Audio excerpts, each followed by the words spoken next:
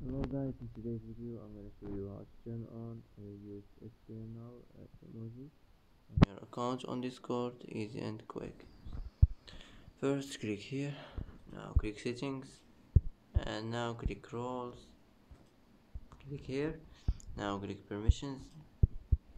Here as you see you will find use external emoji, click on it like this and it will be turned on, and click save after, and this will be saved, and that's it.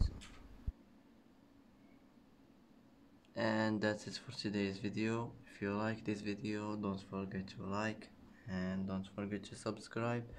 I hope this video is helpful for you, and thanks for watching until the end, and see you in the next video.